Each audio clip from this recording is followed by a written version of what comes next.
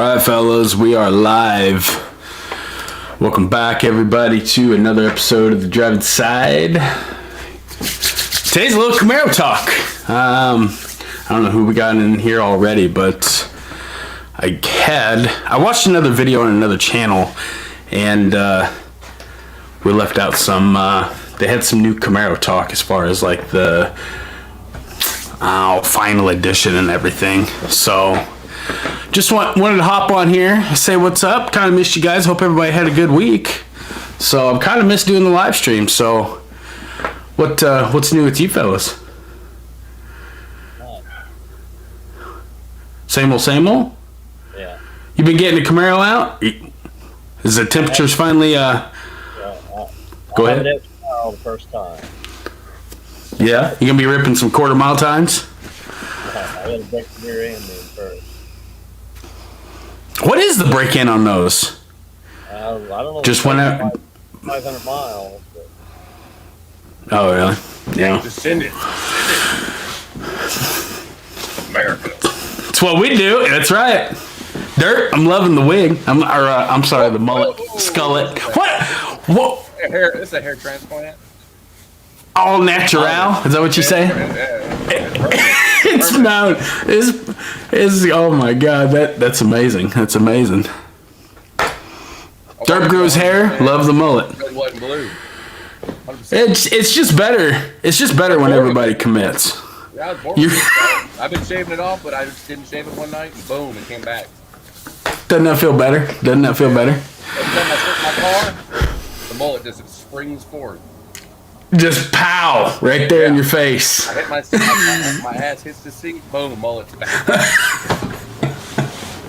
Oh, I love it. I love it.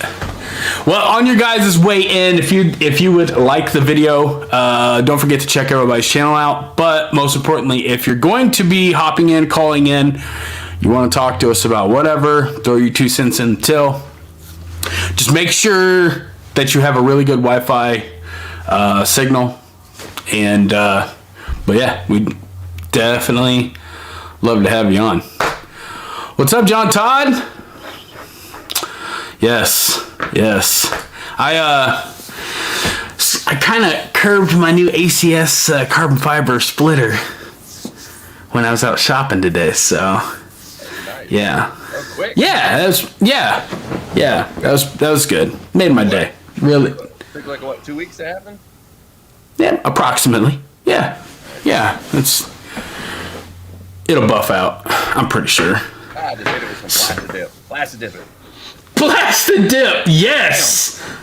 That is the traditional way. So, anyways, I kind of want to talk to now that I know Mr. Burley's in here. I wanted to kind of discuss the final edition Camaro as far as what we know.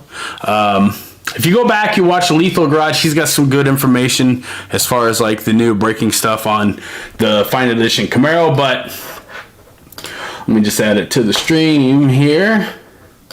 We'll go back up to the top. It says 2024 Camaro Collector's Edition to be available in coupe and convertible. Like, pretty sure we knew that. But this one is not going to be available in 4-cylinder, so if you were hoping for the inline 4 or whatever, sorry, man.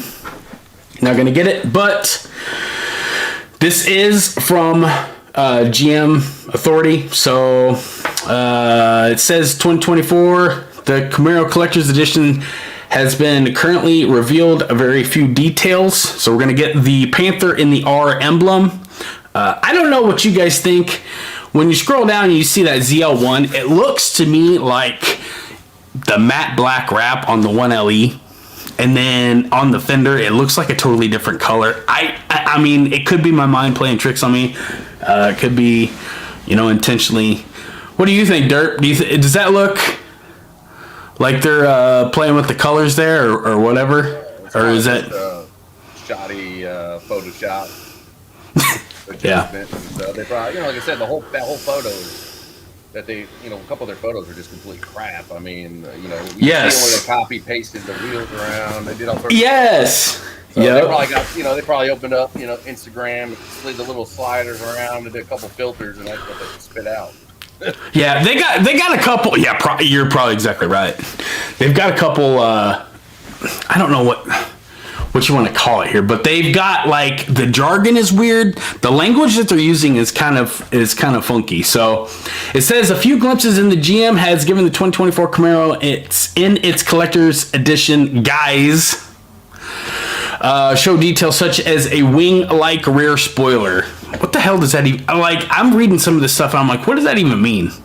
It says a multi-spoke alloy wheel, which, I mean, we can all tell that's the ZL1 wheel.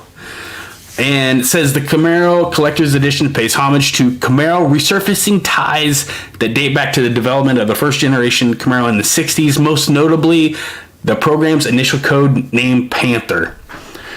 They did go on down here and say that they're kind of going to be nerding out on this a little bit, and they're going to be saying that it is.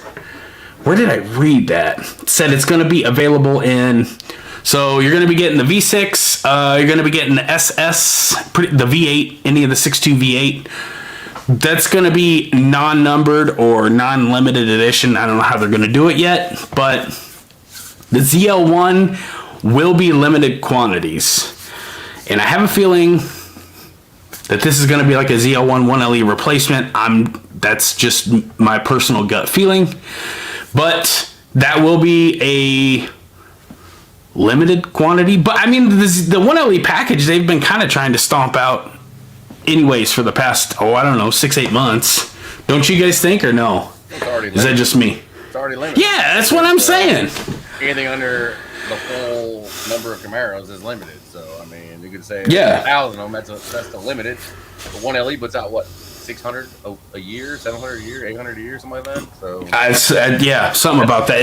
I thought it was right around 1,000. Yeah, that's very limited as far as I'm concerned.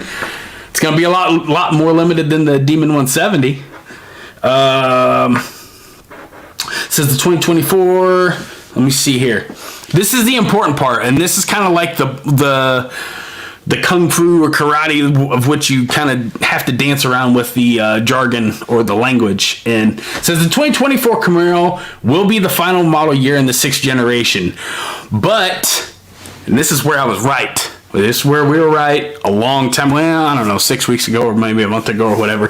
GM has confirmed a new generation will arrive at some point in the future. So we are taking a hiatus. That's why we haven't seen any test mules. That's why we haven't seen anything new popping up. It says at some point in the future, possibly as a lineup of EVs. Yeah, let's not do that. Let's not do that, Jim. It's gonna be the Mach E Camaro. Yeah. I hope it's a wagon. I hope they make a dump truck or something. Yeah. It's gonna be an El Camino Camaro with El Camino.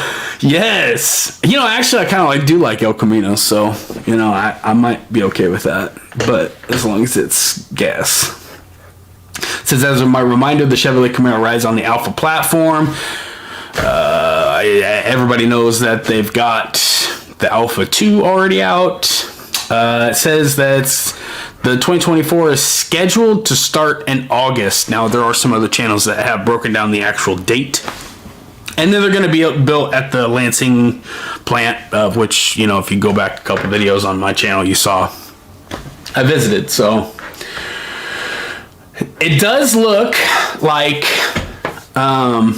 but I did read in here somewhere, if you guys hop on GM Authority or whatever, it looks like they are going to geek out as hard as to say that they're going to go back and use the original tires. They're going to try to use the original tires that they would in the 67 or whatever. Yeah, I don't know. Mr. says, looks black fender with the silver. Yeah, it does. It looks different color.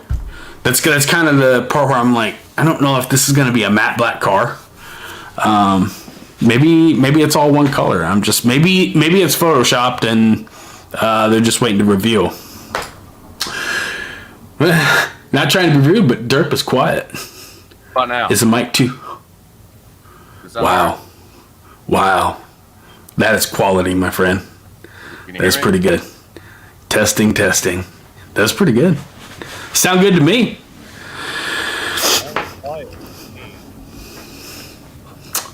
Oh, he sounds quiet to you?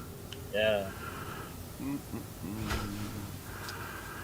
Somebody comment in the comment section. Tell us if derp sounds okay. You sound perfect to me. Yeah, let me see if I can adjust it. Yeah, let me see. Yeah. Mr. Jenkins, Tracy Jenkins, good to see you, sir. It says, I think getting rid of the Camaro is a big mistake. I think it's a huge mistake. I think that they've got, like, as of right now, I think they've got the perfect lineup. It's kind of like Ford with the GT, but, you know, the Corvettes, or the C8's not $500,000, and they're not playing games as far as, like, you getting approved to, you know, actually have the opportunity to buy this car. But I think, you know, they got the GT car with the, how's it coming, Dirt? Something out of line there? No, I'm just adjusting some of the settings on my mic. It looks like a firmware updated on me and it reverted some of my settings. So does this sound any better? Oh, yeah. Sounds just fine to me. Corey, is this sounding too quiet? Sounds a little better now. I'm still not you're the loudest. I think you've done that on purpose. That's par for the course. No. Tracy says, yeah, derp's a little low. Sounds like you're a little quiet, bud. All right. How about now? Testing 1, 2, 3. America. Can you hear me now? No, I think Chevrolet's got the perfect lineup now. Camaro, and actually, I think Camaro is the best car that they have in the lineup. You can still get it in the stick. You can tune it. What's that? No, I think Camaro is one of the best cars they have too. Yeah, for sure. I mean, it's reasonably priced. It's very obtainable for the average person. You can still tune it. You can still get it in a stick. I mean, they got a wide selection of engines as far as 4-cylinder, 6-cylinder, 8-cylinder, 8-cylinder supercharged. I mean, yeah. I understand the options are low, but that's, you know, for 60-some thousand for a Z01, at some point you're going to have to give up something. So I'm willing to give up options if they just... Tracy says, I just hope things get worked out on my... Yes. Yeah, how's that going, bud? Is everything still in limbo? So for those of you that don't know, we'll catch you up here. Tracy had and I'll probably be making a video on this when everything's all hashed out and ironed out, but Tracy bought a $56,000 Camaro. Ordered this car. I think, Tracy, what'd you say? It took 1.5 years to get it? Almost 2 years? Maybe. I can't remember, but I have to go back and watch our video. We talked about a lot. But he just had just under 300 miles on the car, and he sent it over to his specialist over at the body shop to get. Yeah, I'm getting a little feedback through you. And he says a year, and so he waited a year for this car, and finally got it back. Sent it over to his guru, which he trusts, to get paint corrected and PPF. I don't know if he was going to get PPF on it, but they found a burn-through spot where somebody at the factory, what I suspect is going to be from the factory, and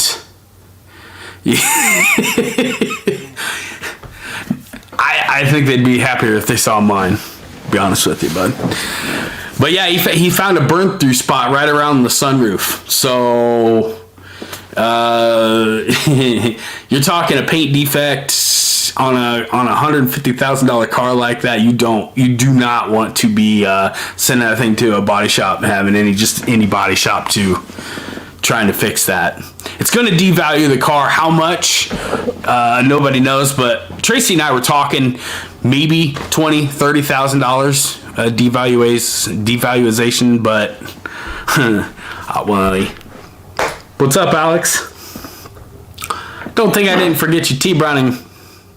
What's going on, buddy? It's good to see you. So that's gonna be instant in its own, and yeah, everything is up in limbo right now. And as far as Tracy's standpoint on the whole deal, he doesn't even want the car. He wants out of it. He wants a brand new one. And I'll be honest with you, I agree with him.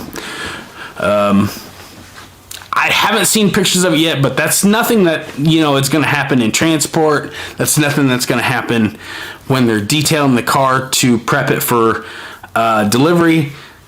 Somebody burnt the paint at either SVE, which I don't think they do anything with the paint over there, or it happened at the plant.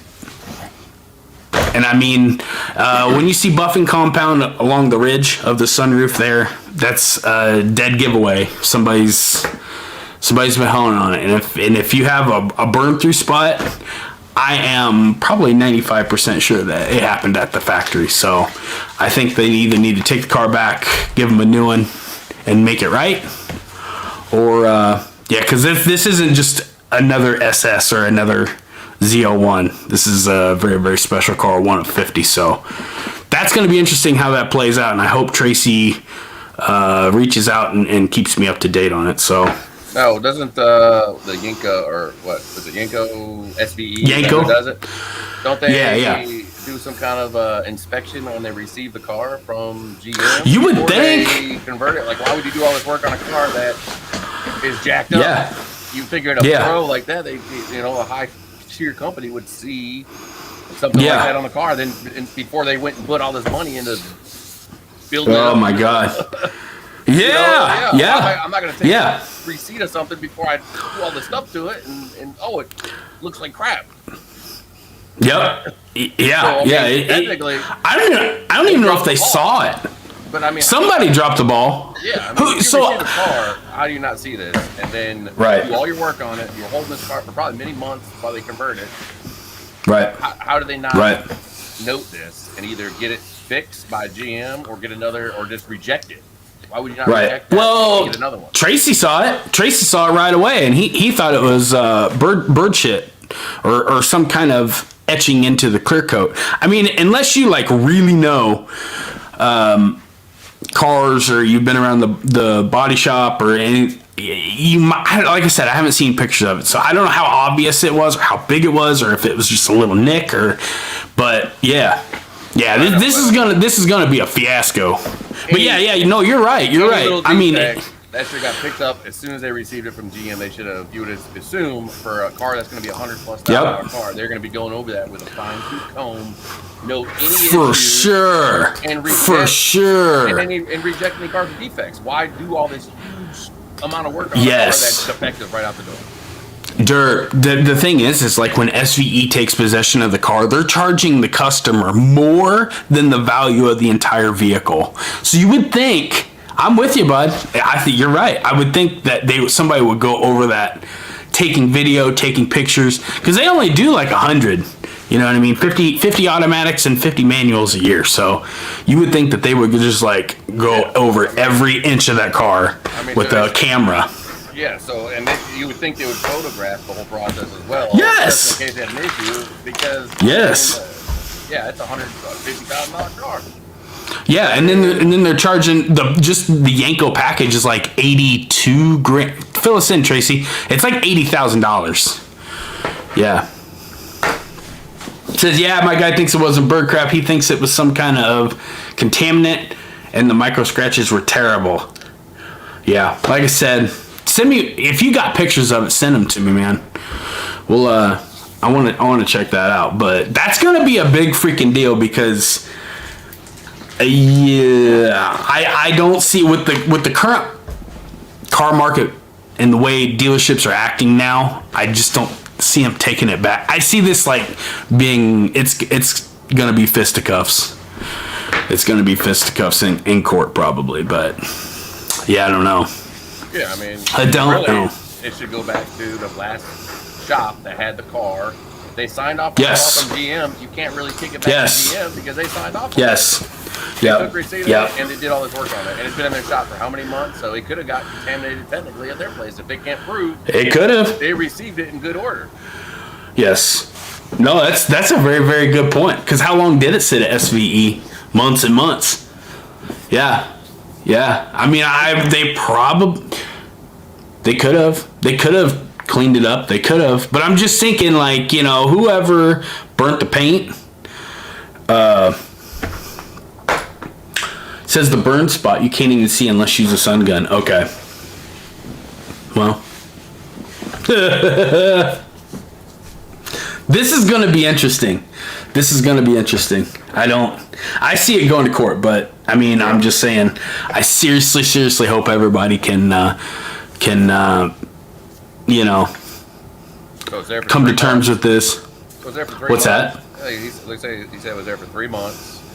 Yeah. Now, I'm not saying it may very well could have happened at GM, but if they received it, signed off on it, and accepted it, and then did the work on it, they're partially responsible. They're partially at the minimum. Just like when I receive a carbon fiber part in the mail, and I sign off on when I receive it, and they say it's all good, and then 3 months later I say, oh, never mind, it's jacked up. They're like, too bad you signed off on receipt. That's why you inspect your package.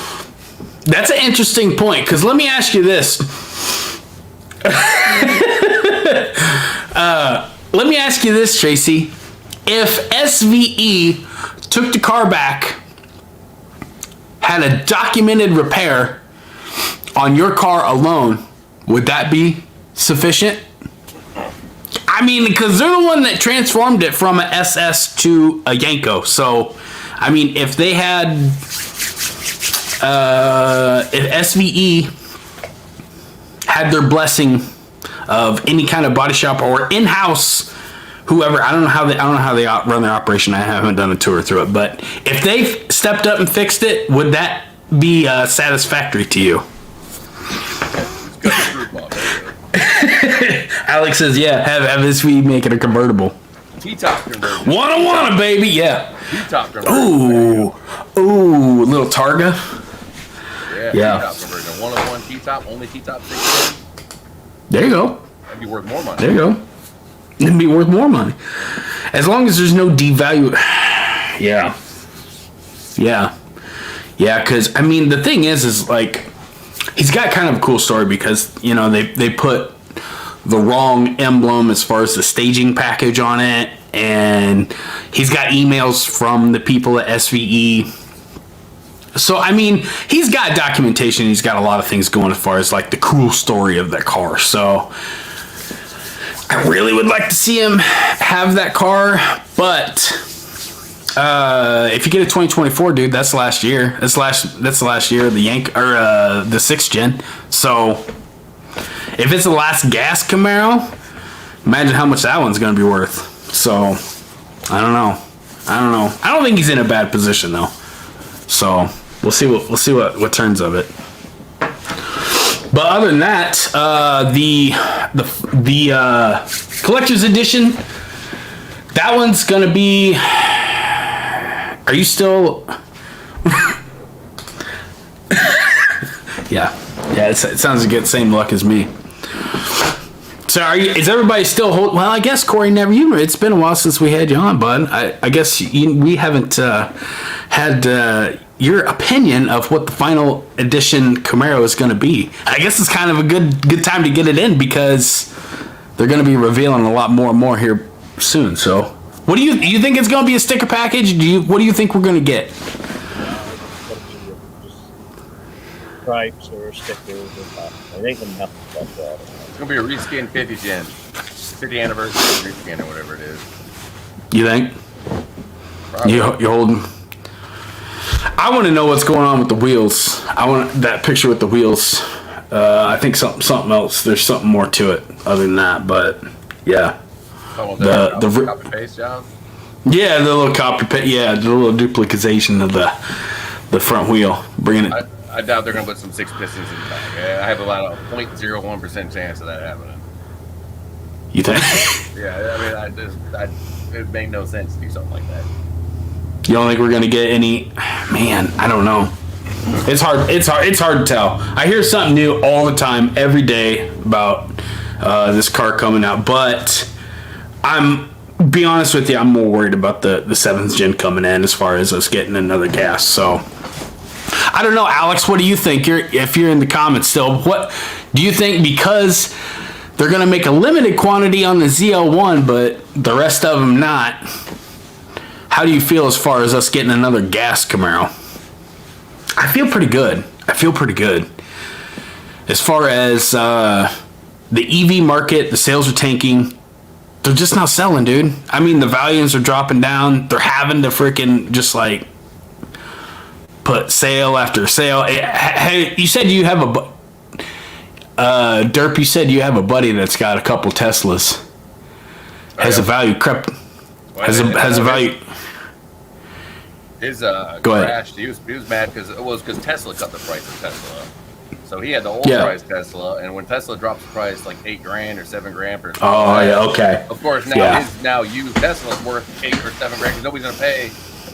Yeah. That difference, you're gonna eat that difference on your used car.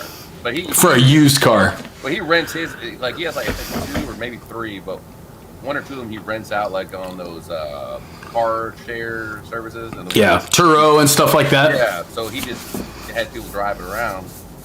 And then his other one, of course, but then he got in a small accident. Somebody like hit the back of the car or something like that.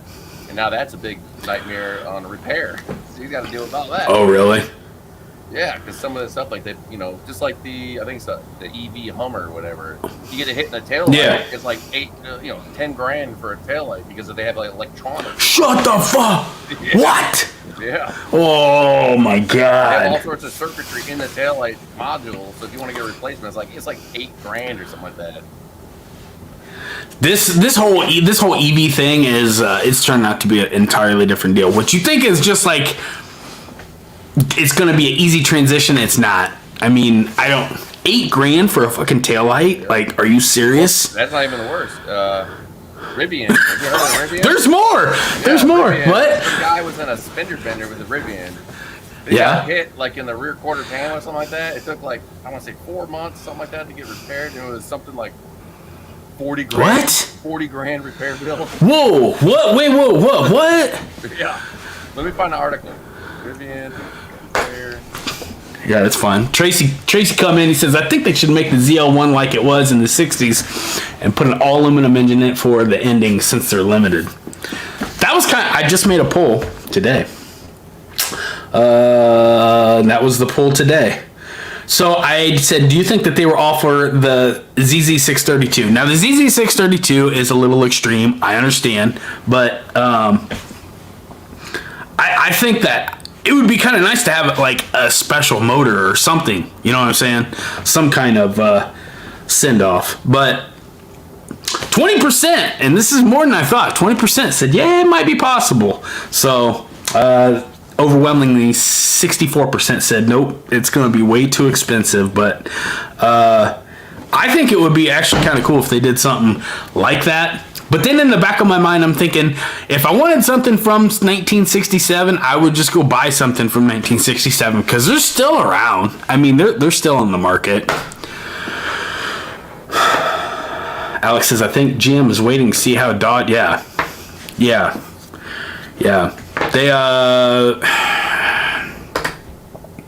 They say the normal tractor is $180,000 and an EV is $500,000. What? Wait, what? Wow. Hey, that's a big difference, buddy. It would make sense if it was like $200,000 and it had some crazy good range and they had good network to support it. Then it would make sense for stuff like big, trucking. Because you just drive it, you plug it in, and if the truck stopped, and if it could charge while they're down, and you could hop in it the next morning, out of your bunk, continue driving. It makes sense for trucking because then your maintenance costs, I'm guessing, would significantly be lower. Your usage costs would cost 3 times as much. Which it take 20 years to make that money up. I mean, that's gonna be a long freaking haul to get that to balance out, buddy. Yeah, I mean $500,000. Hey, she's talking $500,000 for the E. I know Tesla made a semi. I've seen it, but I don't think anybody had specs on like what the range was, what the pulling capability of. It's just there was so much of the unknown They just kind of, the EVs are like a skateboard. So you got your battery in a big tray, and then you got motors on the axles. Everything else is just whatever you want it to be built on top of that chassis. So they're all kind of like universal. It's just depending on scale or size. So as far as like the tractor trailer deal, man, I mean, I just can't see, especially in the cold weather, because these things go anywhere and everywhere. So I don't think that the tractor trailer deal is going to work out for them. I just don't. Because then what's next? Are jets? Are they going to be able to make airplanes? Nah. I mean, I just don't see it working out for us. I think that they do have an EV airplane. It has like a 3-minute flight time or something like that. I think they tested it. Like 3 or 4 minutes or something like that. But, wow. Wow. I can see the semis, being feasible if they were comparative price, especially for like short range trucking. Like if you're in one area, you do your route, and then you can plug it in. If you can do one whole route with it, you plug it in, and then it'll be ready, fully charged the next day, and do one whole route. It could pull the same amount. Yeah, sure, it would make sense. Yeah, but I mean, it kind of goes back to like we talked about this in like the first live stream, and you were saying if it's gonna play out, let the market play out. I mean, if it truly is a better transition for the economy for everybody, then everybody's gonna gravitate to that product and they're gonna buy it. But it's just, I don't see this working out too well.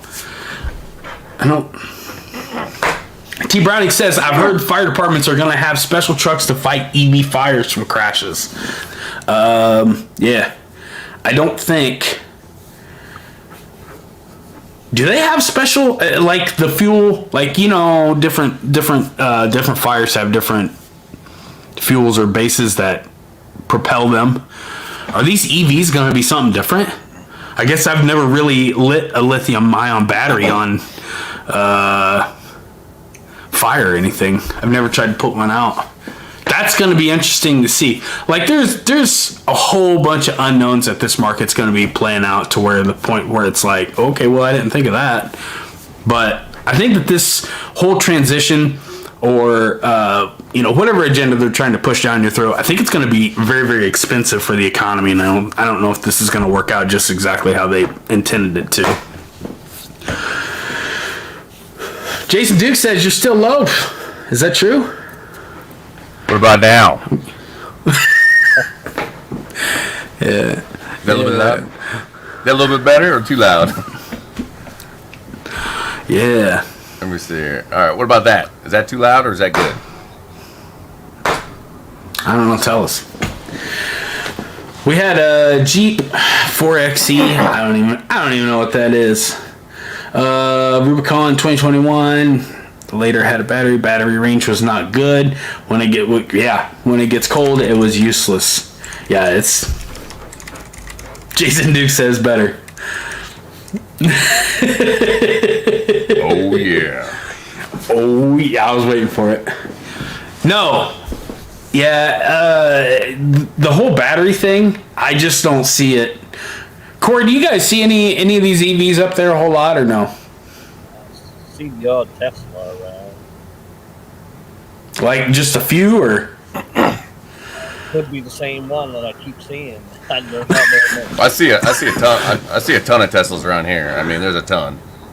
Yeah. There's a ton. I mean, you're down there in a warm climate. Yeah, it's a ton. I mean, Teslas are everywhere, and just Buc-ee's gas station added like 30 superchargers in the parking lot. So sometimes you'll see them just lined up, just charging. Shout out Buc-ee's. Shout out Buc-ee's. I mean, it's smart. They make their money on the storefront. They don't really make money on gas, so. Never have. They're just not ready yet. They gotta, like what we said before, they gotta let the market decide for one thing. Yeah. But it's gonna take time. If they want to go EVs, it's just gonna take a long time. They got to do something better with batteries. Yeah. Like they were saying, it. Tracy says you look like Joe Dirt. He's look just like the dude. Does he look like the guy that dropped your Camaro off your Yanko, bud? Could have been. Sorry, I spit my dip on the top of his car. My bad, bro. Patooey, yeah. They've done the research though, as far as like dealerships and everything. These EVs, they're not as profitable in the service department or the parts department. So I mean, this isn't going to be like an easy transition of just, you know, unplug that and plug this one in. So I just don't see this working out too well. And you're exactly right, Corey. The capacity or just the technology they have in the batteries, it's not enough. It's not enough right now. So they're going to have to do something dramatically different, something entirely different, or something's going to have to change. So, yeah. Yeah. For a long time. What's that? We're going to be burning fuel for a long time. Yeah. Yeah. And that's why Chevy put... Go ahead. I didn't mean to cut you off. They're just not ready. As simple as that. It's just a bunch of blowhards that are trying to push it on. Yeah. Yeah. We just need to run on freedom. Let's run on freedom. Wasn't what we're doing now? Exactly. Isn't that what we're doing now? Pure freedom. No, actually, they need to get that those roads that can self regenerate as you travel over the roads. Almost like a grid road with like panels or something. The roads actually can absorb energy, and then actually the car can absorb the energy from the roads and charge as you drive. So, oh my god!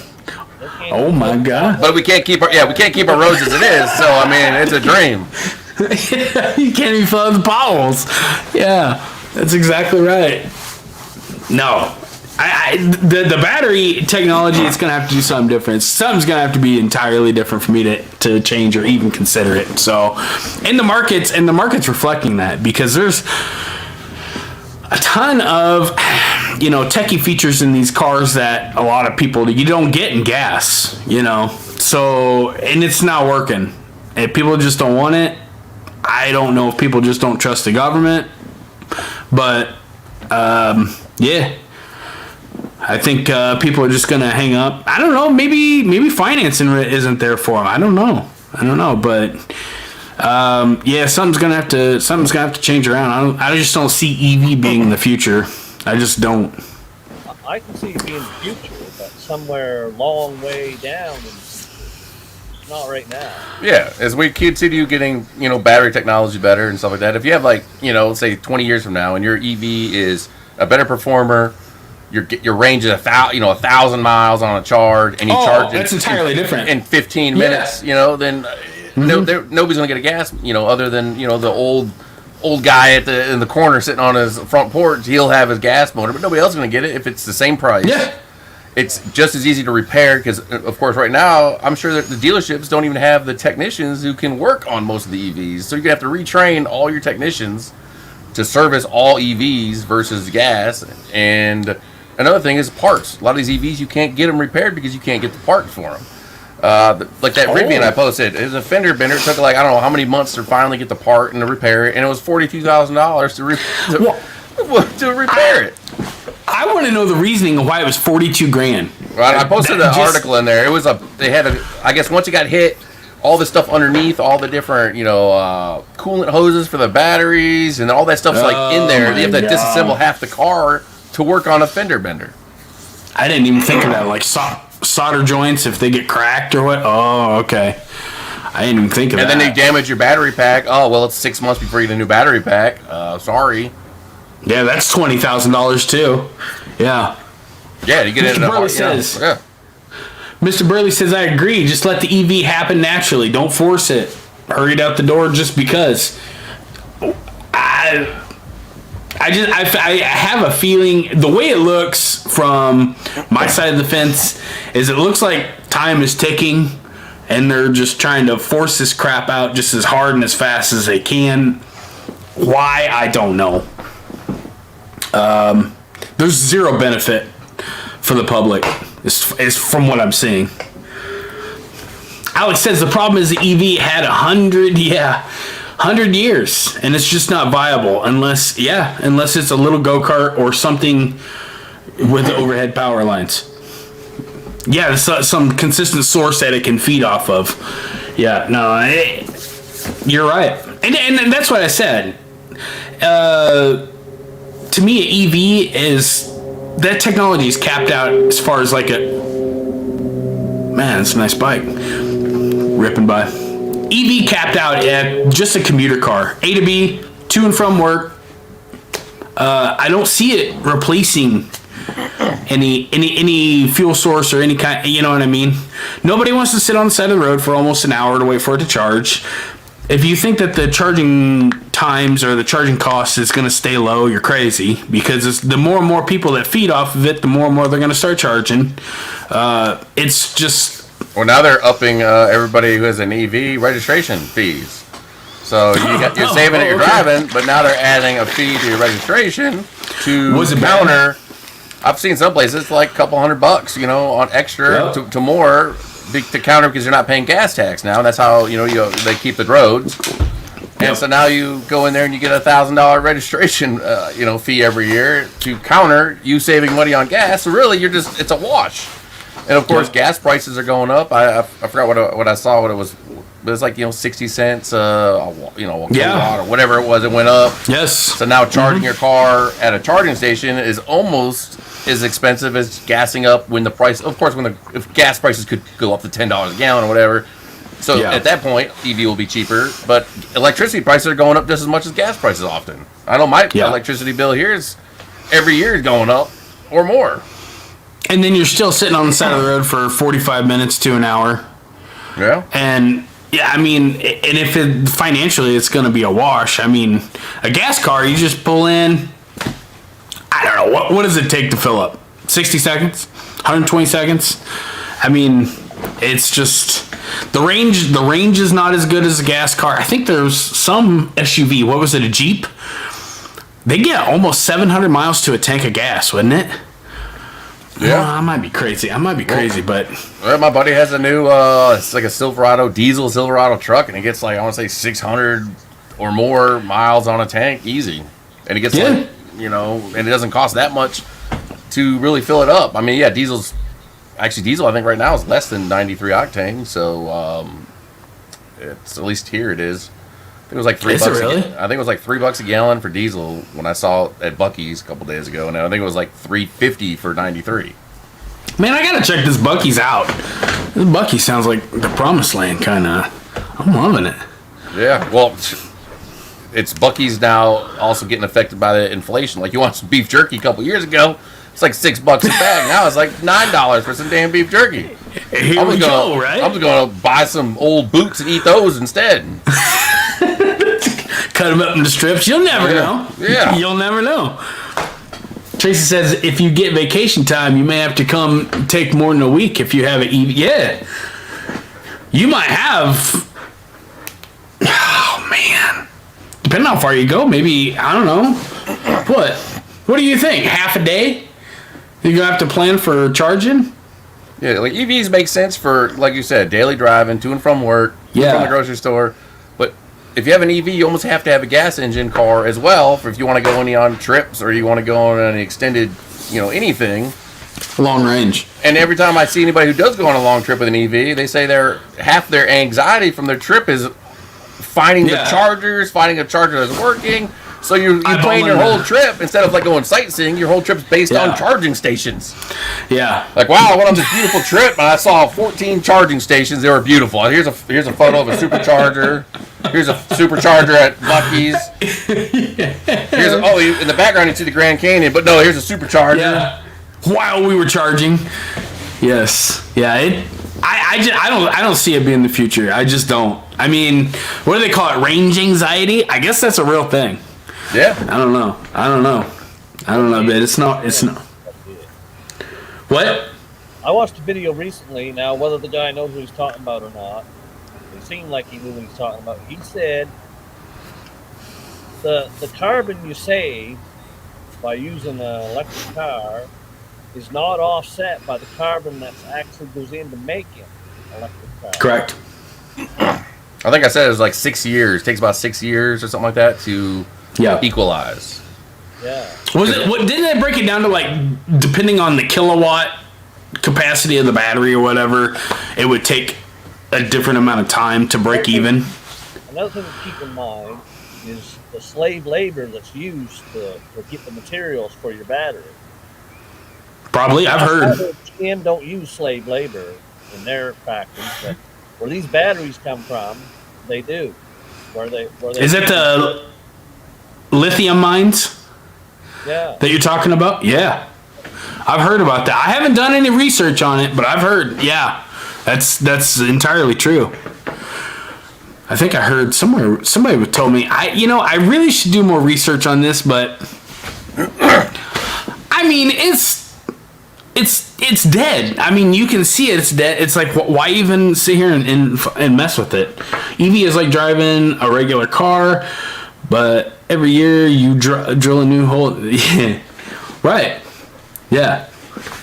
Yeah, I mean, because the degradation of the battery, that's a real thing. That's why they're breaking the battery down into modules, and they're trying to, like, it's a cell or whatever, however you want to think about it, but they're trying to, like, break it down to where they can maintain and replace these little things. That way you're not taking on some kind of big, massive financial hit to replace the battery. But man, it's just as dirty, if not dirtier, to make a battery, maintain these things, and recycle as far as, like, trying to break them down to the waste.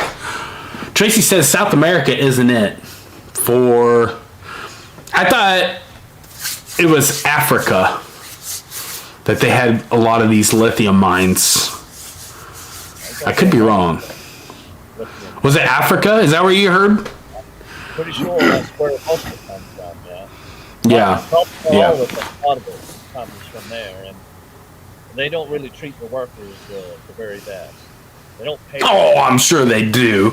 I'm sure. They got a 401k. They don't throw you off a cliff. Big ass pension too. Says Mr. Burley says hydrogen. I've said it all along. Hydrogen, you could retrofit all the cars. This is nothing new. I remember talking about this in shop class in the freaking 90s with my it's probably late 90s. And my shop teacher, when we were in woodworking class, was telling me about this hydrogen, and I did a little bit of research on it back then, and yeah, sure enough, it was true. And yeah, now we got a bunch of misnomers. What's that? I have a question for you. Yes, sir. I don't know about E85, but if it comes from corn, it can't be that bad for pollution, is it? E85? There are so many.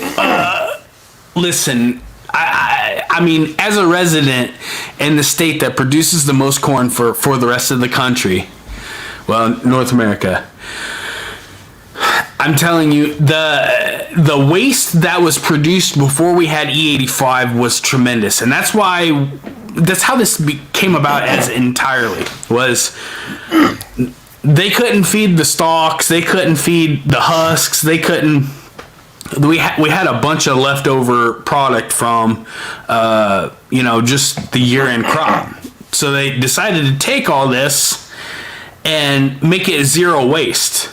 As far as I know, like E85, you can make E85 from pretty much anything any kind of plant life that will decompose. And I think sugarcane works the best. I think they're yielding the best return.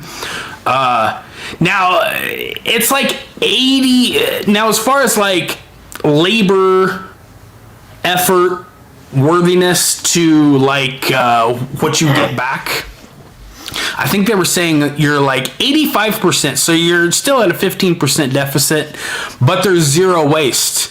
And E85 burns cleaner than regular gas.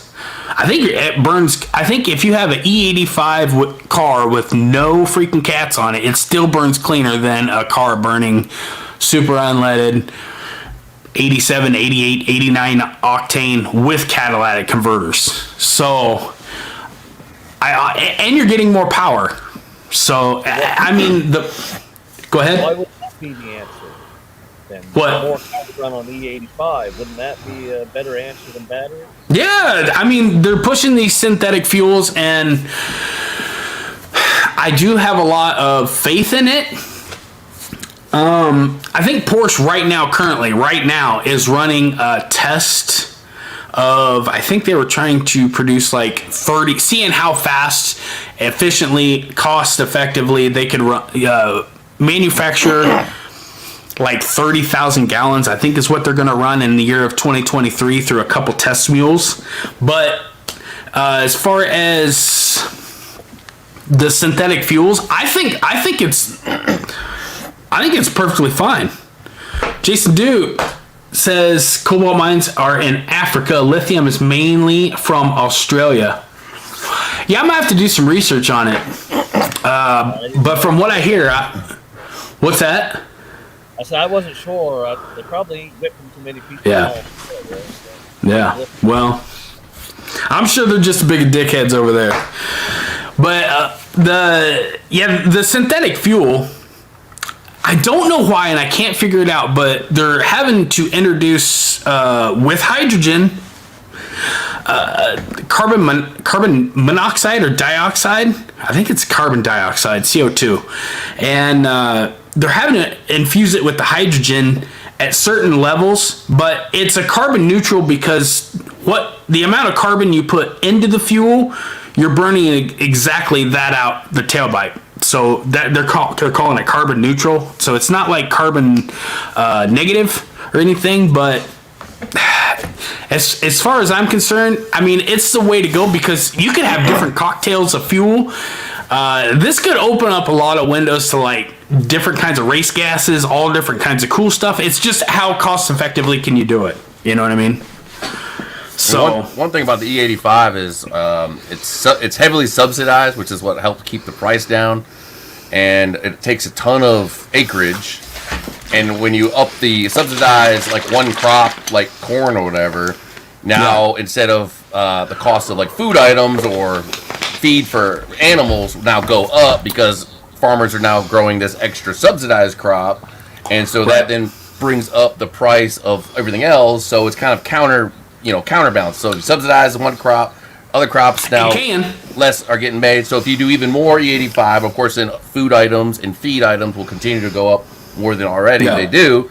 And that's one thing when the government comes and intervenes, of course, it then causes these price swings. So now if if a farmer's going to make 3 times more money making crop for like E85 fuel, then of course they're not going to grow feed crops and other crops, food crops. And it's a lot of, the big thing with it is a lot of acreage. It takes up a lot of space. It's got, a decent amount of overhead to properly grow the crop, fertilize the crop, all the other stuff. That's why I don't think that's probably why they haven't gone 100, super all in on E85, just because it would, if you wanted to fuel all the cars with E85, it would take the United States of America worth of acreage to grow that much crop, and of course our food prices will be 5 times more than what they already are. But like I said, my WRX was I ran flex fuel. I ran E85 mix, 60% usually, and it's definitely for especially forced induction type cars. It's definitely a significant power bump, but that power bump and it was a little bit cheaper, but your cost being a little bit less is also offset by your miles per gallon is less. So it kind of offsets. So what you gain from being a cooler charge, is offset by I think it's a higher octane, like 105 equivalent or something like that. Exactly. But it's offset has less energy per gallon than I guess a gallon of gas. So that's all kind of. So you get 20% less cheaper, but you get 20% less mile per gallon. At least by WRX, I got maybe 15 or 20% less miles per gallon. But it was like an extra 50 horsepower, 60 horsepower for a little 4-cylinder. That's a pretty decent bump. So when I was just pure 93, I felt like I was in a dang slug because my car felt way slower. Yeah. When you go from E85 back to 93, is that what you're saying? Yeah. So if I drained out if I used up all my E85, I couldn't find a station that had E85. That's another issue. Is right now there's not a ton of stations that have E85. So you're limited on where you could go. Some parts of the country have no E85, so that's more infrastructure stuff.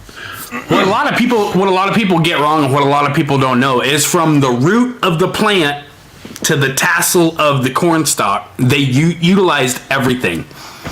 So, I mean, before, when you were harvesting corn, you were after just that yellow kernel. So you strip the kernels off the husk and you know, throw the rest of it away. They try to blend it up into feed and all the other stuff, but they're throwing it off into a bin and letting it ferment and rot. So now the entire plant is being utilized, and that was kind of the whole deal for they kind of stumbled on this. That was the golden ticket, was, oh my god, well, there's going to be zero waste. So, you know, and then they found out different plants and different kind of crop that they could make this ethanol blend from. So, and like I said, I think sugar cane is working the best so far, but that was the entire thing that inspired the whole ethanol freaking craze anyways. So as far as like what I remember being up here, Alex says the whole carbon argument is flawed. All life is the planet cleans itself, man. I mean, the whole cycle of trees, what do you think they feed off of? I mean, yes, I agree 100%. We breathe oxygen, exhale CO2. Yes. Now, as far as like, I think people, the human race needs to be responsible about it. I mean, I think that goes without saying. I think everybody. I mean, if we strip all the trees out, then we're gonna. Yeah. If there's no trees left, then we're screwed in a generation or two. I mean, that's just stupid. But there's no real way to calculate what the planet can consume and turn around. But I mean, yeah, as far as like oil generated from the earth. CO2 filtered by the earth. I mean, otherwise, hell, we'd have been screwed probably a long time ago if we've had fossil fueled cars on the road for what, over 100 years now. I think EST87 committee says one of the biggest lithium fields is in Mexico. I didn't know that. It says, so do your research on what's going on there. I'll have to check it out, dude. I will. Like I said, these lithiums, I mean, it's a dead technology. I can see it. It's a dead technology as far as being a replacement. Now, I think it's an okay complement or addition to, but as far as replacing fossil fuels, nah, it's not going anywhere. I mean, even GM said that. We're going to be burning gas for decades to come. I mean, that's why they took $1 billion and invested it into developing this new V8, right? So, I don't know. Yes, sir. What killed the Camaro? What killed the Camaro? GM. Yeah. Yeah. Well, no, I mean, for real. Yeah, they're big issue. They didn't. What's the root cause of the? Well, they didn't really advertise it that much.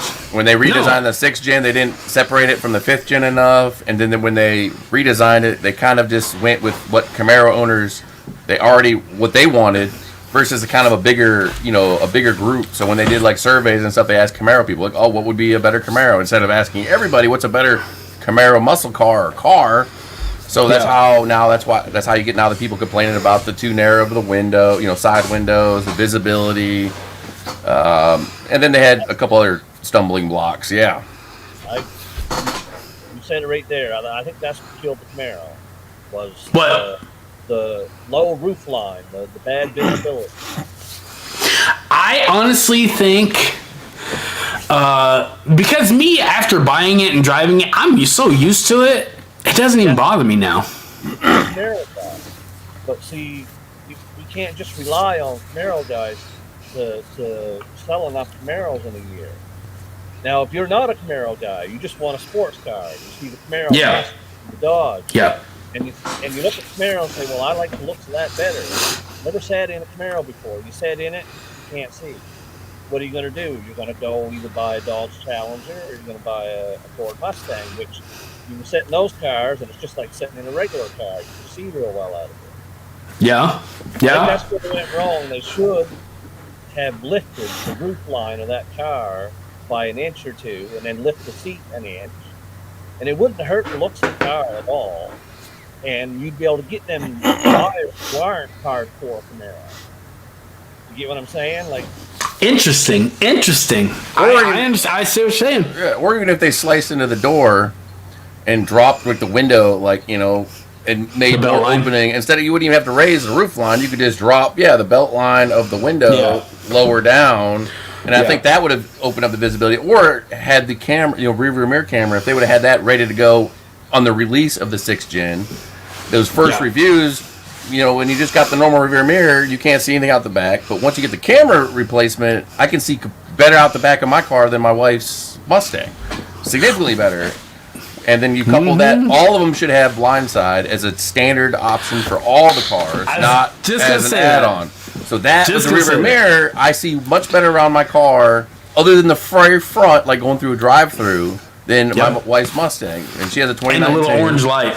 Yeah, so between the blind side and the mirror, I can see better than my... Now, of course, my wife's Mustang is a convertible, so if I drop the top down, of course, I can see better at that point.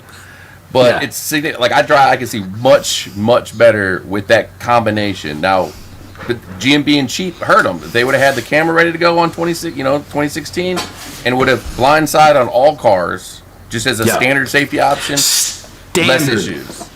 Yep. And then they should, of course, added a front grille camera for pulling into parking spots or drive-throughs or something like that, because they have the technology on all their... I think even the Corvette has it.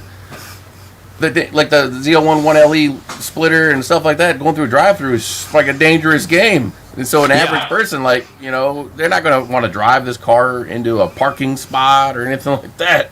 Yeah. Give them a camera. Yeah. It's like a $50 camera. Or parking sensors. Or, I mean...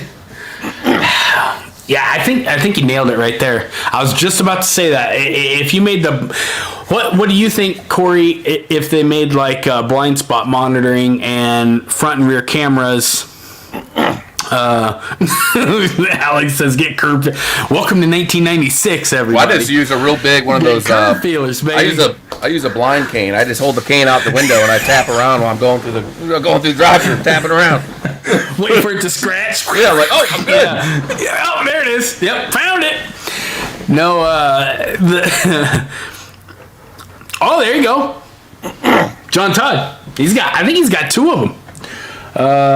Challenger's quite a few blind spots as well. Yeah, I can't really speak on it. I'm telling you right now, the sail panel right behind the back seat, the real estate from where the rear quarter glass wraps around to the back glass, it's massive in the Challenger. My neighbor Chad, he's got a Scat Pack, and every once in a while I'll ride in it, and you take a look around, it's just insane how different it is. But the windows are taller. It kind of does give this effect that it's a bigger car. Well, that's the thing with the Camaro.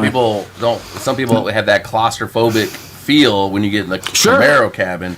The other cars could even have more blind spots, but they don't feel as claustrophobic, and that's a big thing. Yeah. A lot more women drive Mustangs because of some of those aspects.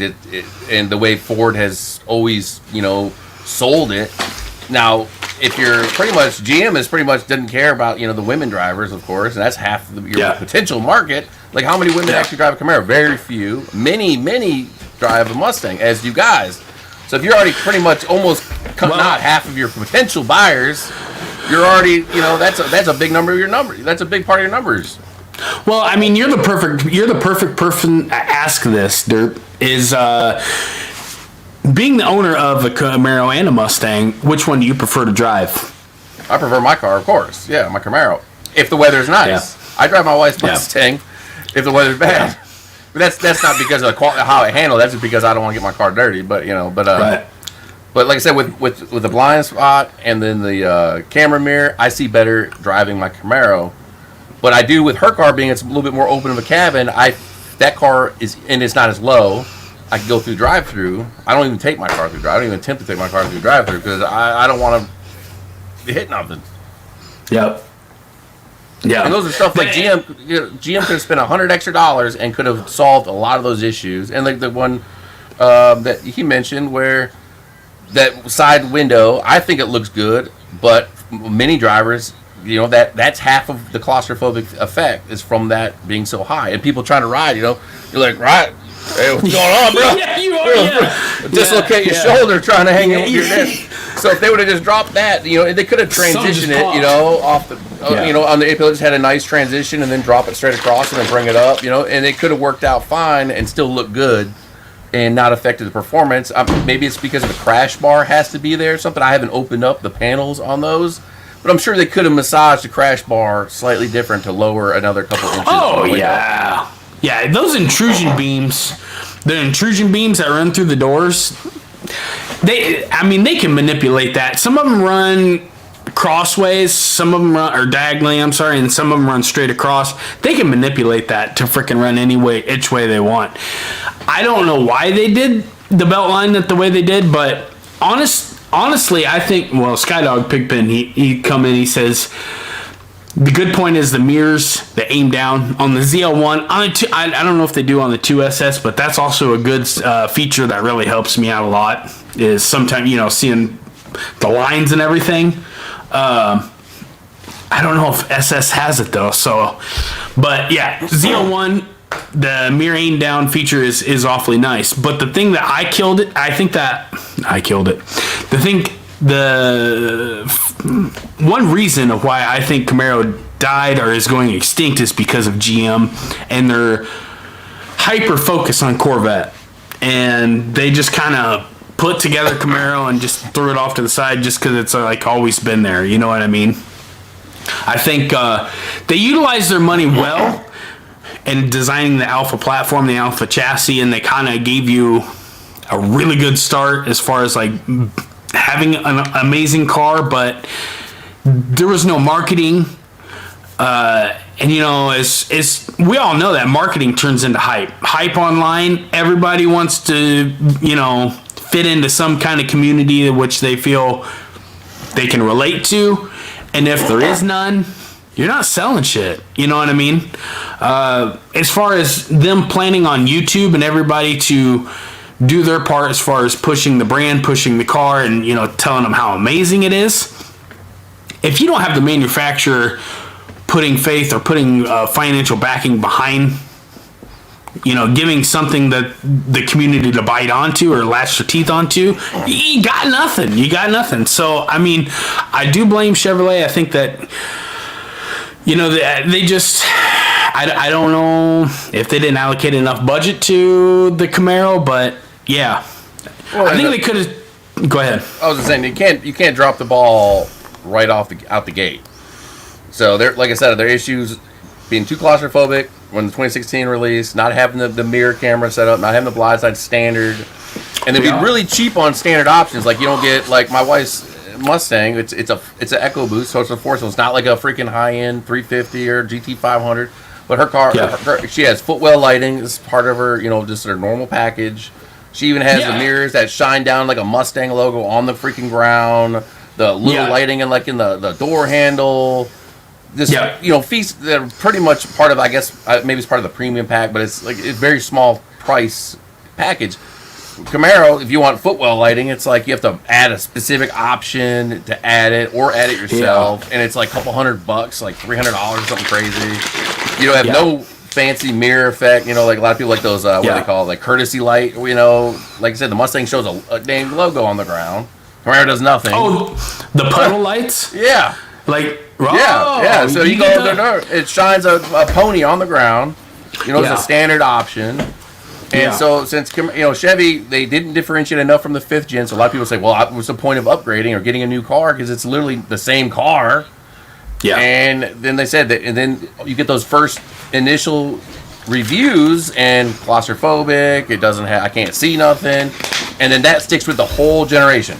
So if you you slip up out the gate, you have now fouled the entire lineup until the next generation car, because now everybody's going to see those initial reviews and say, "Oh, it's that's a good point. Can't see nothing. I'm not buying this car." They don't look at it, and then they stumbled on the 2019 with the funky front end, which then got more bad issues, and then the issues with the 8.8 transmission. They should have came out right with the A10 out the gate instead of doing an 8-speed for a couple of years and switching it, and then they have all the shutter issues. First thing you hear about people complaining about shuttering transmission. So don't get a Camaro because the transmission's crap. or don't get a Camaro because if you have a V8, the oil pump's going to break. They were working with Ford the entire time, co-developing this transmission. Well, they had the transmission in the ZL1. And then we stuck to... No, that's what's weird. They had the 10-speed out the gate. Yeah. Only in the ZL1. They should have done the stripped down, the slightly weaker version with all of them from day one instead of doing some weird 8-speed. Then now everybody's like, oh, do I want to get the Mustang? Oh, 10. That's got a 10-speed. Yeah. 10's better than 8. But Camaro's got an 8-speed, so obviously the Mustang's a better option because 10 is better than 8. I'm getting that one.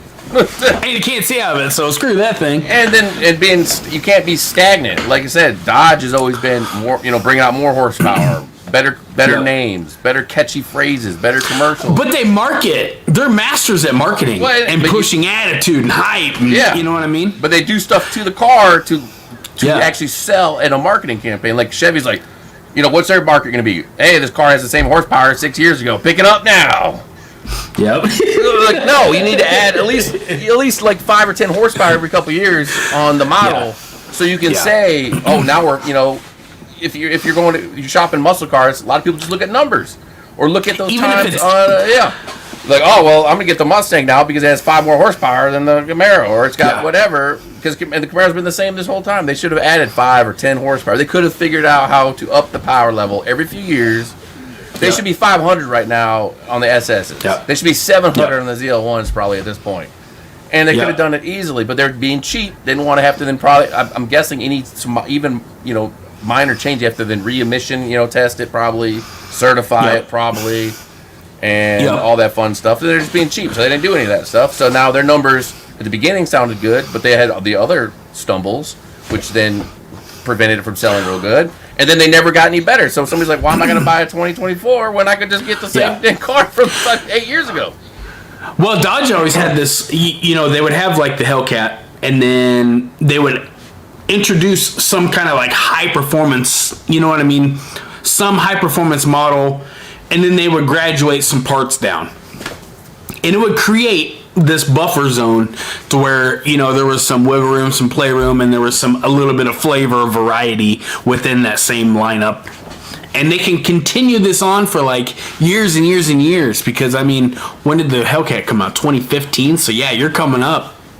Yeah, their chassis has been the same for how long? And they're smart because minor tweaks. They can just keep doing minor tweaks, slightly different variations, and each time you have a new marketing campaign. Oh, get the new fire-breathing demon version, with 12 more horsepower. Like, oh, I'm gonna sell. Everybody wants to buy one now, and that gives people also who already have one a reason to maybe sell theirs and buy the slightly better one. Versus Camaro, like, well, why sell my 2017 ZL1 for a 2023 ZL1 when they're literally identical? Only difference is if you went from, if you had a ZL1 1LE at the beginning without the auto and you wanted one with the auto. That's like literally the only change the ZL1 did was add the auto to the ZL1 1LE. And then if you want a different color, who's going to buy? Color.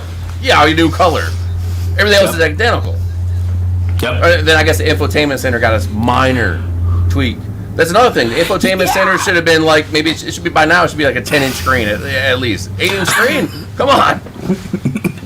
But when we built that one online, it was literally like 4 or 5 boxes that you could check. Yeah, like, do you want nav? No nav. Yeah. Do you want that? And then, do you want the carbon fiber dash panel or not the dash panel? Yeah, you can do that in your driveway at home easy within like 20 minutes. Yeah. So cheaper.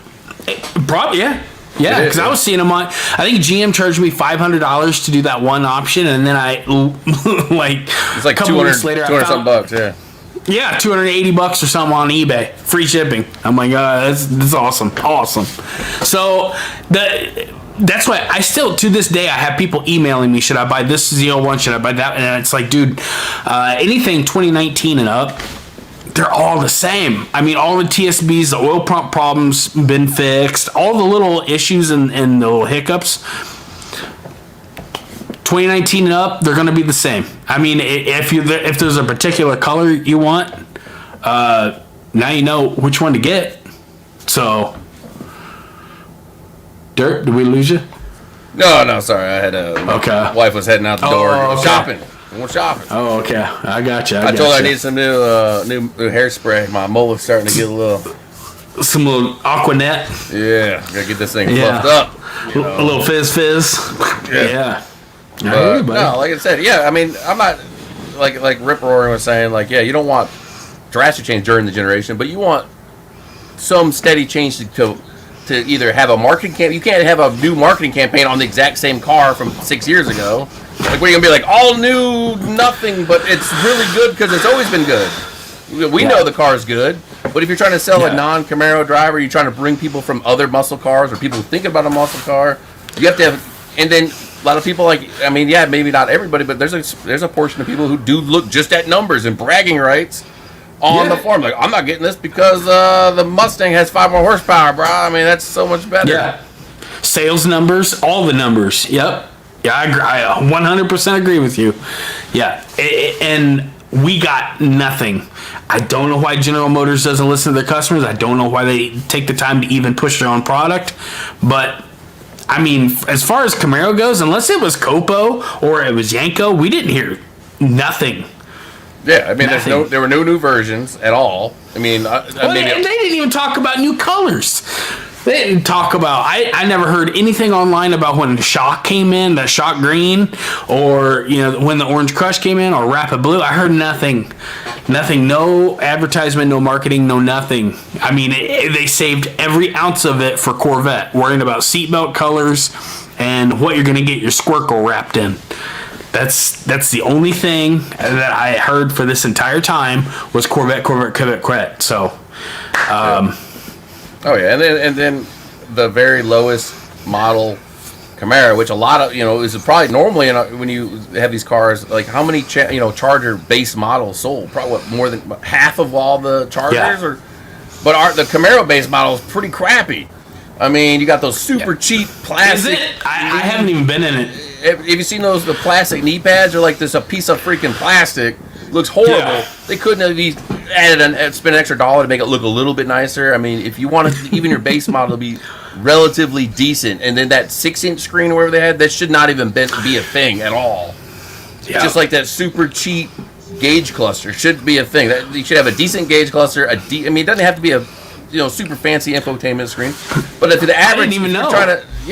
The gauge cluster has got like 2 little center gauges, and then your speedo and your RPM gauge. That's it on the basic gauge setup. Yeah. And then your infotainment. I'm not sure if they still offer, but at least 2016, you could get. It's like literally like a little tiny phone screen in the middle of that big. I mean, if it's shaped to fit a certain size screen, don't stick a smaller screen in the middle of it.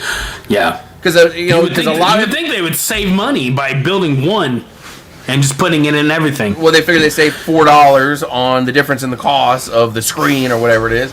But technically, you're probably going to want at least probably more than half of your buyers are going to be base model, the cheapest version, just to say I have a Camaro or I have a Charger. Yeah. Don't be super cheap on that stuff. How many of them are going to Hertz? You know what I mean? How many are you going to have one customer buying like 20,000 or rental units? And I didn't even know about the 7,000 or 8,000 RPM difference in the tachometer until you sent me a picture of it, and I was like, yeah. So that I didn't know after looking at that, that was the 4-cylinder. I guess the 6-cylinder's got the taller RPM gauge. 7,000 or whatever. Yeah, that's just because those motors. I guess you can rev them up more than the V8s. So that was what some people were trying to say. Oh, look, it's got a different tag. It goes to the 8,000 RPM. This must be a new motor coming in the collection edition. And it turns out it was just a gauge cluster from the 4-banger Camaro. A bunch of people freaking trying to create hype. Which, well, God bless them. I guess that they did a better job than GM did. But I mean, I agree with you. I've never personally. I've never been in a V6 and I've never been in a 4-cylinder. I've only. Fortunately, I mean, I can't really complain that I haven't been in a lower base trim, but I've only been in the SS and the ZL1, so I can't really. Maybe I should go rent one. Well, I think actually, now I think about it, a couple years ago, I think my wife rented a Camaro convertible, and it was like a base, it was like a 4-cylinder. I can't remember if it was a 4 or 6-cylinder. This was maybe 3.5 years. It was before I think I even had my Camaro. and we rented it when we were in San Antonio. I was here for work. We hadn't relocated yet, and she came you drove it? And she drove it, but I rode in it. And I mean, I think there's significantly less Camaros at rental places than Mustangs. I see a lot more Mustangs option. So that's another big. I'm not sure how they count that for sales. If rental sales is counted in overall sales, I'm not sure how that's handled. But like I said, you see, that's the big thing with Camaro. They didn't, have enough, I guess, corporate deals with rental companies because it's not as the way they built the car. It's not as good of a car to rent unless it's just for leisure. But who's going to want to get a Camaro at the airport and drive it to wherever the hotel just as a fun car? But also, for them, it'll probably be inconvenient. Because now a lot of people complain about the size of the trunk opening. I can't fit my luggage in the trunk. I'm sure they could have freaking modeled that a little bit better to open up the trunk a little bit more, but that was one big complaint people had. It's not a good driver because daily driver because I can't fit my 45-pound suitcase in the opening of the trunk. Yep. I mean, stupid little stuff like that matters though. Yeah. And I honestly think that people that were buying Camaro either have had Camaros forever, a GM fan, or they were just, or it was people that actually knew like specifications of a car that they like, and then they got feedback from the chassis and it being so good that they actually took the leap and spent the money. Because a car is a big financial decision. So I mean, it's going to take a lot for a person to change from one team to the next, I think. So, I honestly, I think a lot of it was trends, maybe. Like, as far as, like, being on YouTube and reading reviews and seeing what everybody else was driving. And I honestly think just Dodge being a bigger car and having more in-cabin room really helped them out. But, yeah. I think it comes down to Camaro Mustang, really, but I think Mustang's been always the car that they look good, they make it look pretty, but every Ford I've ever had, it's always looked the part, but it's never really held together like a Chevy has. So that's kind of why I went the route I did. So I'm kind of happy I did. So that being said, how many miles do you have on that Mustang? 60,000, I think it is now. And you bought it new? No, my wife bought it used. How many miles? I think I had like 20 something, 30, maybe 30,000. Okay, so you put the majority of the miles on it. Then. She did. She put most of the miles on it. I probably put a few thousand on it. Yeah, I wonder. Has shit been breaking? Is it? No, I mean, I had any issues with. It's a couple issues with the Mustang, but nothing serious. Main issue is rear quarter panel windows. I guess it's a common issue on Mustangs. They stop working, or they don't. Yeah. They don't raise all the way up and sync and line up with the other window. So they had to replace like the motor for that.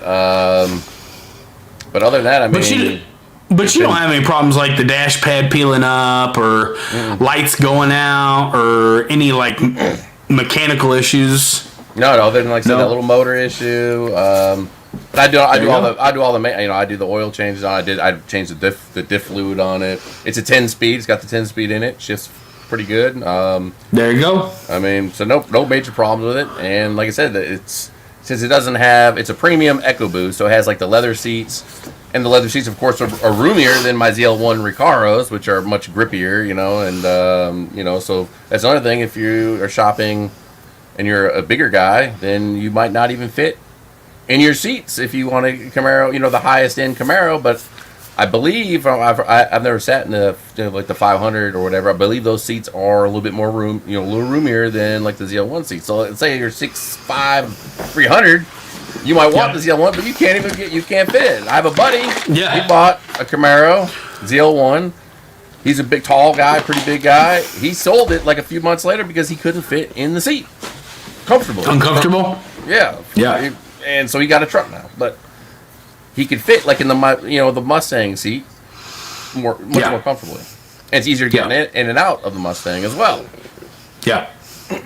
So I guess from what I'm observing is if people see that The reliability is about the same. The price is about the same. You know, why not go with the one that, I mean, if you're not mechanically inclined and you don't geek out on specs and horsepower and certain aspects mechanically, and you don't know about that kind of stuff, you're gonna go with the looker, the one that offers the lighting, the blinds, the one that has all the features for the same amount of money. I really don't blame the general public, but I honestly think that might have something to do with it. Oh yeah, I mean, if I had to choose between the 4-cylinder turbo Camaro or the 4-cylinder EcoBoost Mustang, I would probably take the dang Mustang EcoBoost version. It's just a better motor, in my opinion. It has pretty decent performance. It gets up and moves. The 10-speed, it has multiple. You know, I can go sport mode. I can sport plus mode. It's got the full digital gauge cluster. It's got, you know, so you could add like a small package for a small amount of money on the base thing and add like leather seats, all the extra lighting, the nice gauge cluster. Versus if you get the base for the same price Camaro 4-cylinder, I'm pretty sure it's slower than the EcoBoost. Is it? I'm pretty sure it is. I can't remember the horsepower and the numbers on the Camaro, but I'm pretty sure it's slower than the EcoBoost. You get the crappy gauge cluster that just looks like, you know, it looks like a car from 10 plus years ago. And you don't get any of the extra features. Like hers even has the stupid, you know, you drive up on lanes, departure stuff. It has, you know, blind spot, and it's, I think that fully, like with the premium package and that stuff and the whatnot, it's probably the same price. I think it's a stripped down 4-banger Camaro. Like I would take the Mustang, and I'm a Camaro person. I would take that car over the. You know, the Camaro just didn't offer enough right out the gate on their base model to make it super competitive. And if a big part of your sales are to people who are buying the base model, very small portion of it's buying the ZL1s and the freaking 2SS out of all your cars. I don't know the exact numbers, but I know it's pretty high. Yeah, as far as like 4-cylinder and V6 models, I know it's pretty high.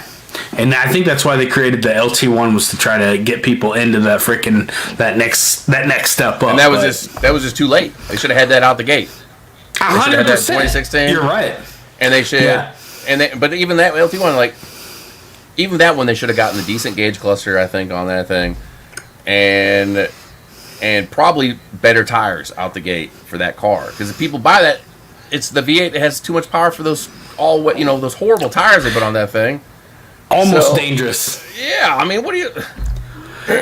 The brakes are really small. The tires way too skinny. The compound isn't sticky enough on those tires. It's just, I appreciate the sentiment behind it, and thank God hasn't been too many people going out there and freaking wrapping around a telephone pole. But I've got a lot of emails from people saying that it's just like way too much car for the setup that they put it on. Yeah, so, I mean, if they want, they should have released that in 2016, but they should have based it off the 1SS model, but then just stripped out the extra, like they should have just put like cloth seats in there. They should have no fancy Bose sound system, and got rid of all the any extra cool. I'm not sure what all extra cool you don't really need, and maybe and that could have brought the price down probably just as much than basing on the V6 car or whatever, and then just adding a motor to it, which now is too much for the wheels and tires. And then, like I said, they should have had some of those safety features out the gate. The blind spot should have been on all of them, and the mirror, and of course they shouldn't have named the freaking model LT1. That's just another bit of confusion on nobody. Like, oh, an LT1, is that the motor? Like, but it's the model and the motor. Yeah, you'd almost been better off naming it V8. And then what's the other? What's the V6 one? Like the L1T or something like that, or what is that? 1LT. Yeah. So now we have the LT1, the one. So how are you getting these buyers who are not Camaro people into the door?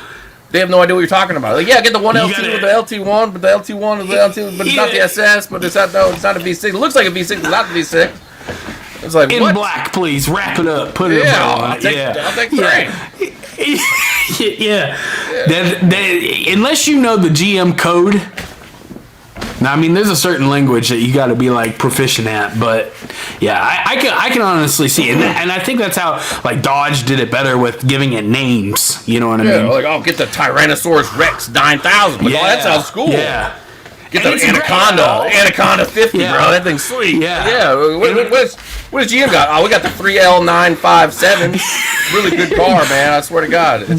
It's SS. 9, yeah. Which is like the SS. Hey, buy this SS. Oh, what Camaro SS? No, it's SS.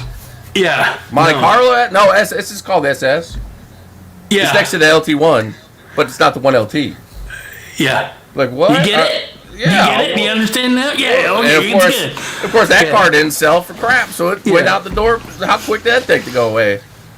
Well, and nobody knew why. Again, yeah. No, sir. Well, we're about an hour and a half now. Probably will be wrapping things up here. What, you guys have any plans in the future for your channel?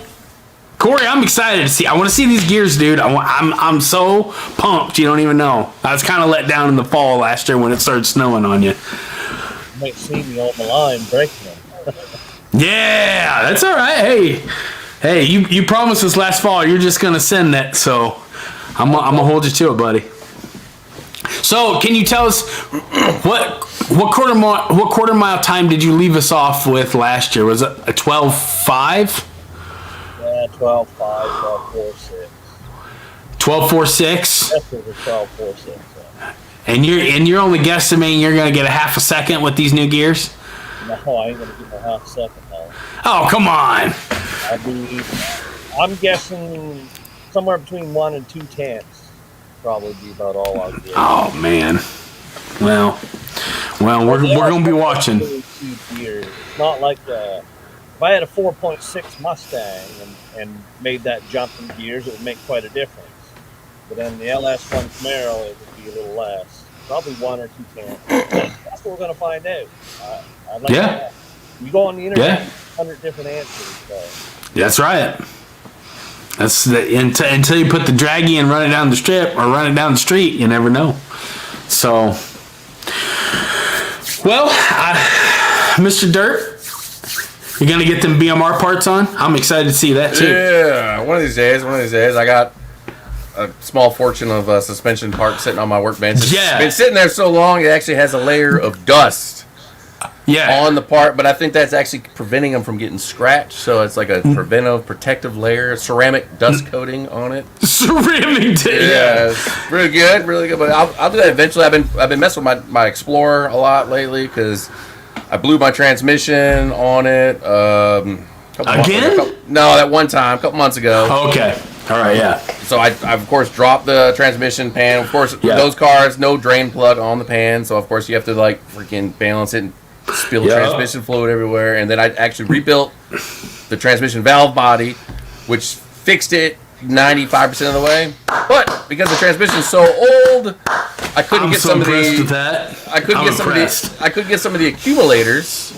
Because when you pull that transmission and stuff, you're supposed to replace the accumulators. They're like wearable part, and they're like a rubber, so they break down. They tell you you're supposed to replace it. I couldn't find them anywhere. So now the car drives and shifts good, other than the first couple minutes of when I start the car up. It kind of hangs in neutral for a few seconds before the first couple like stop signs I get to. Then once it warms up, it rides good. And probably because my accumulators are freaking worn out, and maybe I don't know, having issues. So it's not shifting the first couple times very well. So I'm kind of like rolling, kind of hitting the accelerator a little bit, then it starts shifting. I drive good. Does that piston have to like expand or swell or something? Or?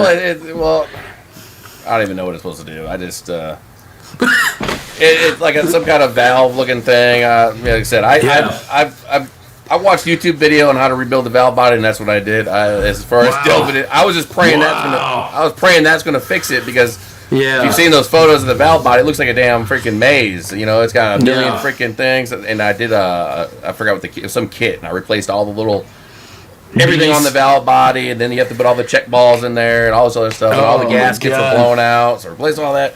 It shifts now, drives good, but it's not 100%. I'm impressed. Yeah, I'm impressed. I'm glad it went. I was worried that it was going to be something with the inside of the not the valve body, and then I was going to have to drop the whole transmission down, and then watch a YouTube video on how to rebuild the whole transmission.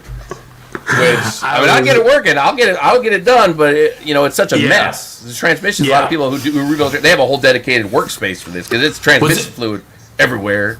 Is that a 4R70W or? Yes.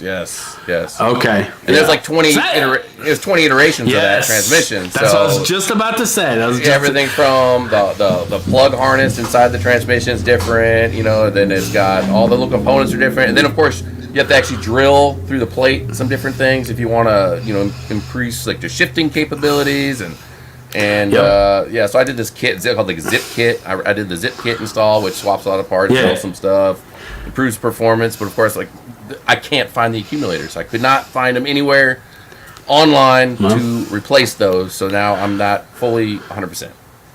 So that's weird. Yeah, they just don't. I'm sure they offer a master rebuild kit. That if I wanted to buy the full, $500 rebuild kit, that comes with the gear, all that, the clutch plates and all that stuff. That's weird. It comes in that, but not by itself. Yeah, well, they're just sold out. Yeah, it's an old transmission that hasn't been used. I don't know how many years, but so that's been my fun lately.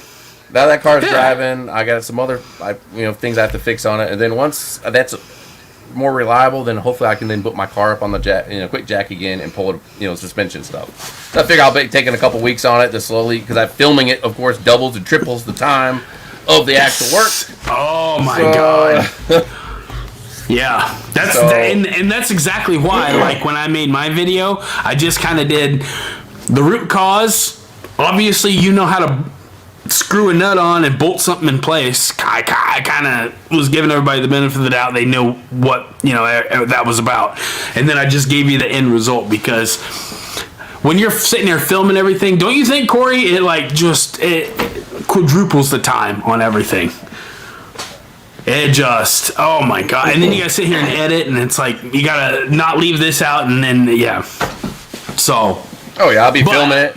Then my wife will run across I'm like, bro, you gotta put a shirt on, man. I can't put this on YouTube. Come on now. Recut yes, that whole thing. Yes, you can. I was like, come on. So you tell Mrs. Dirt. We understand YouTube's a thankless job, and we do appreciate her.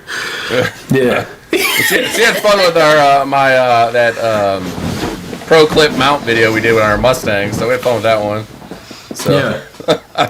Well, that's good. That's good. Yeah. At least she's getting a little screen time. But I'm excited to see this BMR, because I've never seen anybody take every freaking thing on the website and just throw it on the car and actually go all in. Yeah, and I know that you're going to have a good, thorough breakdown, and I know that you'll have a good, honest review back behind it. So I'm seriously pumped for that. So well, it's only been a year. I've only had the parts for a year now. I'm sure I'll get to it any day now. Oh, but is that all? I still have flashbacks of when I did my WRX. I replaced the entire suspension on my WRX, and I still have flashbacks of that, because that was some of my early videos I did. And my edit software kept crashing. It made it such a nightmare. That's why I stopped doing YouTube for like over a year after I did that car, because I just had such a freaking pain. And then of course I replaced every bushing, and I didn't have a press at the time, and so I was using threaded rods. And I'm running threaded rods for the bushing, and then my god, and the impact. I'm running the threaded rod through, and then, that was. It took like a month. Probably from start, and it was out in my driveway too. In the 100-something degree Tennessee. That's what I did. That's what I did. So I did. That car did coilovers. I did every single bushing. I even did a roll center kit, which because once you lower your car, your center of gravity or whatever they call it is changed. So then you do this like the roll center kit, which then brings down your center of gravity of your vehicle in line, so it adjusts the pivot points of your suspension. I even did but it makes a huge difference, though. Oh yeah, that car handled amazing it was WRX. It handled crazy good. Crazy good. Yeah. And it looked good once it was. I didn't slam it or anything like that. I just lowered it, coilovers. I did all the suspension stuff. Every single like that BMR list, triple that is what I did on the WRX. Literally like 30 things I did on that thing. Like I said, every bushing on that entire suspension was replaced. Oh my god. Yeah, so now I see suspension parts now sitting on the thing. I have like flashback PTSD of like shit. It was like, and then of course, I even had, because and then there's very specific torque, things you have to like. You can't torque while the suspension's not under load. You can't sag your suspension, torque it, and then drive on it because then it'll be not a good. It just won't be right. Yeah. So that's one thing about the quick jack is I can slide my wheel crib underneath the wheels, lower it a little bit, and put it back on the wheel crib. It'd still be up in the air. I can do my torque values and stuff like that. Raise it back up. But then the Camaro, the issue is half the damn bolts are torque to yield bolts. So I reused them. Most people do, and BMR does give you a chart that says, like, let's say it's 85 foot-pound, and then another, 45 degrees or something like that. Or if you reuse it, do it to, 105 foot-pound. That's exactly what it is. Should be good. So I think on the camber bolts and stuff, I'm going to reuse them, even though I bought all new bolts, then I'm going to take it to the alignment shop, and I'm going to give them my new bolts and have them swap the bolts when they do the alignment. Because every time you do alignment, technically, you're supposed to replace those set of bolts. So I don't want to put the new torque to yield bolts in and then torque it and then take it to the alignment shop and then have to do another set of new bolts the next day. So that's that now. I just torqued mine down to, I torqued the main bolts down to 100 foot-pounds, and I was like, good. It's good. Did you mark it so you can see if it's backing out on you or anything like that? She's like, I'm just going off. Going to America. Freedom is going for God in my ride. I just turned down the radio. I just torqued that bad boy to three freedom turns. That's right. Yeah. No, I mean, I don't know. I don't have the tools to do that additional 70 degrees or whatever they say. Well, or 90 degrees. I'm just gonna mark it.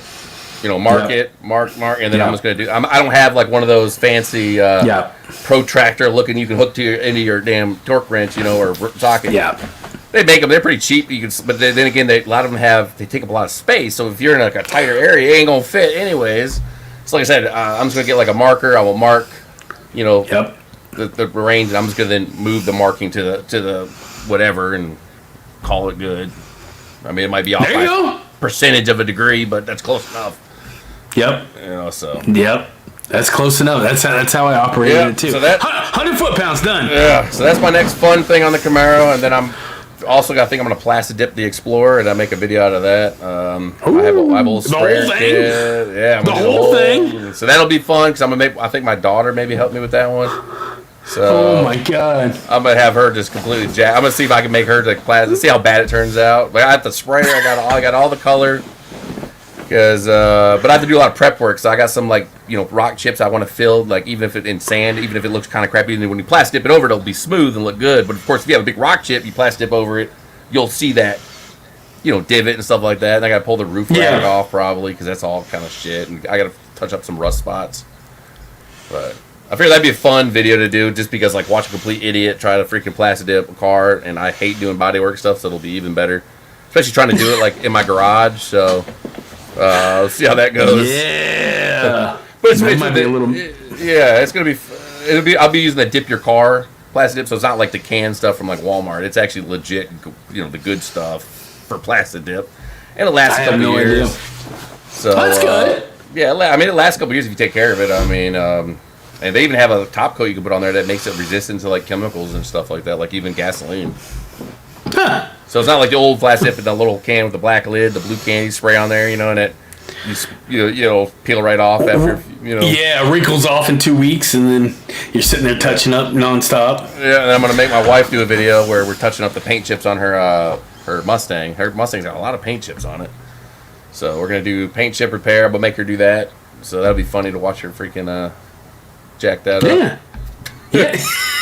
and we're gonna plastic dip her emblems because they're an ugly chrome color. We're gonna blacken those out. There you go. So I got a lineup of a bunch of stuff.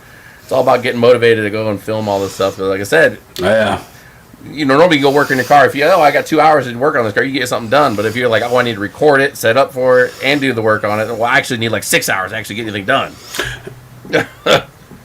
Seriously. Well, I've never plastic dip anything, so that'll be a pretty awesome watch. So yeah, well, if you want to see how probably not to do it, then you'll be dumb, man. No, not to do your car. How not to do it? Yeah. I'm assuming the first time is going to be a complete mess up. So, but hey, it might turn out. My daughter drives the Explorer a lot, so for school. Actually, she just broke her foot a couple weeks ago, so now she's not driving. But before she broke her foot, she was driving the Explorer to school or whatever. And the Explorer, it's a pretty good car. It's got a 5.0 in it, all-wheel drive, full set of full headers on it. Full headers, full custom dual exhaust on it, so it's loud. She's like, actually, I like it. It's loud. I'm like, yeah. That's what it's America. That's freedom. Freedom! Bald eagles flying out the back there. Yeah. All right, fellas. Well, thanks, guys, for joining me. Beast, like I said, like the video on your way in, like the video on your way out. Be sure to check out everybody's channel. Other than that, I hope everybody has a good week, and maybe we'll talk to you guys soon. Freedom. You want freedom. Freedom, baby. Later, guys. See ya.